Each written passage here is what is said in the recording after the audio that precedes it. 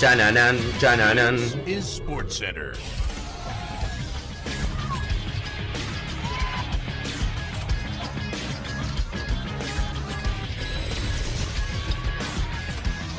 Hola gente, ¿cómo andan? Un saludo grande para todos, yo soy Sanio, les traigo un nuevo video al canal secundario. En el día de hoy, siguiendo con esta temática de videos hablando de los convocados para la Eurocopa o la Copa América, hoy le toca hablar acerca de los 26 convocados que tiene Portugal por parte de Roberto Martínez para la próxima Eurocopa. Una selección en la cual quizás no se habla tanto, nunca es de las grandes candidatas, pero realmente tiene un plantel muy rico y muy interesante en todas sus posiciones y que para mí siempre puede dar la sorpresa y ganarle a cualquiera. Así que vamos a estar analizando sus 26 convocados, las principales sorpresas y sobre todo las ausencias más resonantes. Espero que les guste la idea del video, que me dejen su opinión respecto a esta lista, que se suscriban al canal activando la campanita y que me sigan en las redes sociales. Y sin dar muchas vueltas, comenzamos con la lista de Portugal. Antes de arrancar directamente hablando de los arqueros, que sería lo primero que siempre repasamos, algo para tener en cuenta es quién es el entrenador de Portugal. Para algún distraído, para alguno que no siga tanto la selección o para quien no se haya enterado. El técnico que actualmente tiene Portugal y va a estar dirigiéndolo en la Eurocopa, que va a ser además su primer gran competencia con esta selección, con los lusos, es Roberto Martínez. Seguramente lo tienen que tener de lo que es su etapa como entrenador de Bélgica, donde estuvo muchos años, dirigió mundiales y fue parte de esa generación dorada que lamentablemente no logró ningún título, pero que tenía grandes jugadores. Un entrenador que siempre ha tenido una idea de juego interesante y que va a intentar trasladarla a una selección también muy buena como Portugal, a ver si puede obtener grandes resultados. Hecha esta aclaración, comencemos hablando del arco. Los tres convocados que tienen en el arco, la verdad, es que son los tres que yo llevaría. Acá no me parece ninguna cosa rara ni mucho para repasar. Además, son los tres que estuvieron en el último Mundial de Qatar. Son Diogo Costa, el mejor arquero que tiene Portugal, el arquero que hoy en día está en el Porto y es uno de los proyectos más interesantes pensando a futuro.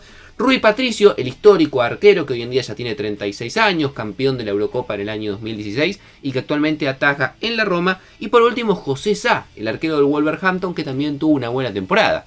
Los únicos dos que podrían haber quizás peleado por un lugar, pero honestamente los tres que están en el arco hoy en día en Portugal para mí son los tres mejores. Son Rui Silva del Betis, que es un buen arquero, pero lamentablemente no tuvo una buena temporada en la Liga Española. Y Anthony López, un arquero que para mí tuvo un muy buen momento en alguna temporada en el Lyon, pero que hace un par de años la verdad no es venido teniendo en cuenta en Portugal. Y la verdad es que me parece lógico que tampoco esté hoy en día dentro de los convocados. Pasemos ahora a hablar de la defensa, tanto centrales como laterales. En total lleva 9, 5 centrales y 4 laterales. En cuanto a la saga central, para mí no hay nada para discutir, son los 5 mejores nombres que tiene Portugal actualmente. Por un lado tenemos a Rubén Díaz, el defensor de Manchester City, a Gonzalo Ignacio, el joven del Sporting de Lisboa, que se habla grandes cosas de él. Tenemos también a Danilo Pereira, que claro, quizás muchos lo conocemos como volante más que central, pero en el último tiempo, tanto en París como en la selección, ha terminado jugando en la saga. El histórico Pepe, hoy en día en el Porto, ya con 40 años, y también el joven Antonio Silva, el defensor del Benfica de apenas 20 años, que se habla grandes cosas y se proyecta como uno de los grandes centrales del fútbol europeo de cara a futuro. El único nombre que podríamos agregar que no está en la lista es el de Thiago Yalo, que hoy en día está en la Juventus, pero la verdad que tampoco tuvo una gran temporada como para mí pelear el puesto a estos 5 que están convocados. En los laterales, que son 4, para mí sí hay un nombre que falta, pero es por lesión.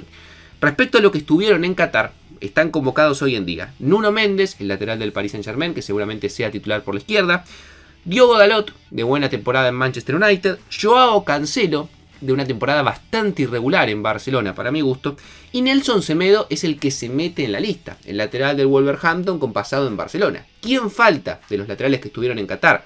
Rafael Guerreiro, el muy buen lateral de pasado en Borussia Dortmund, de actualidad en Bayern Múnich, pero que claro, tuvo una temporada con muchas lesiones, actualmente está lesionado y justamente por esto es baja, si no probablemente se hubiesen repetido los mismos 4 laterales que estuvieron en Qatar.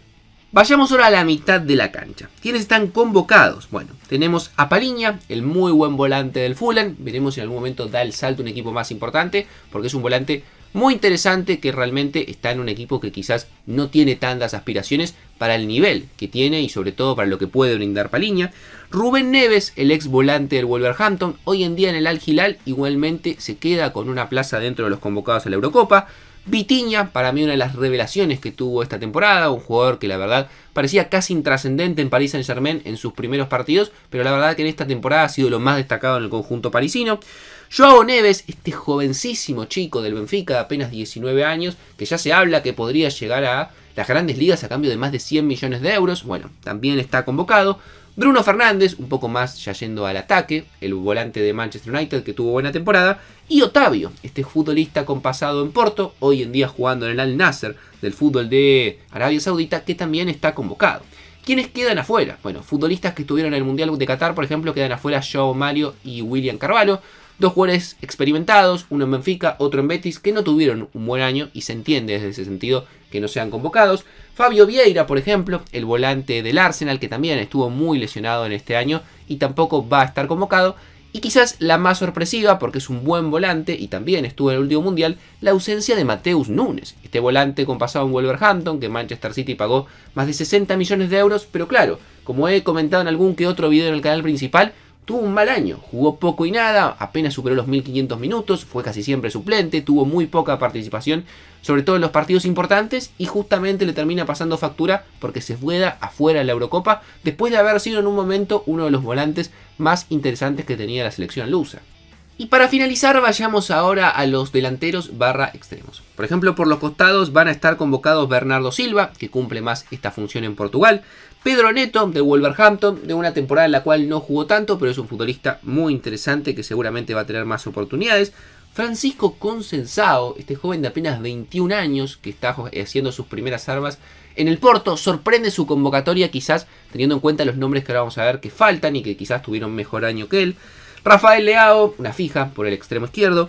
Joao Félix como alternativa y también Diogo Jota, el extremo del Liverpool, que también tuvo bastantes lesiones, pero igualmente se mete en la lista.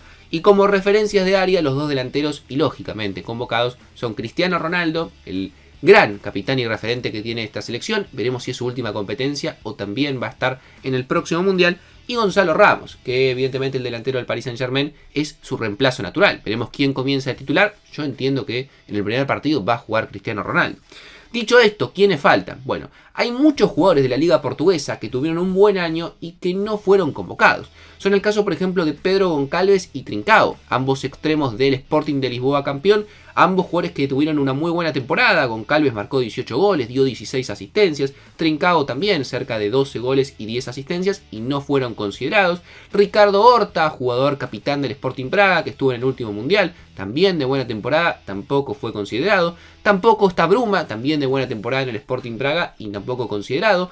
Rafa, un jugador experimentado del Benfica que tuvo un gran año, 22 goles, 15 asistencias, tampoco va a ser convocado. Y dentro de los número 9 de los que estuvieron en Qatar, el que no va a estar este año en la lista de la Eurocopa es Andrés Silva, el delantero con paso por muchos clubes, Milan, Sevilla, Leipzig. Actualmente en la Real Sociedad no tuvo un buen año en España y en este sentido es más que lógica su no convocatoria.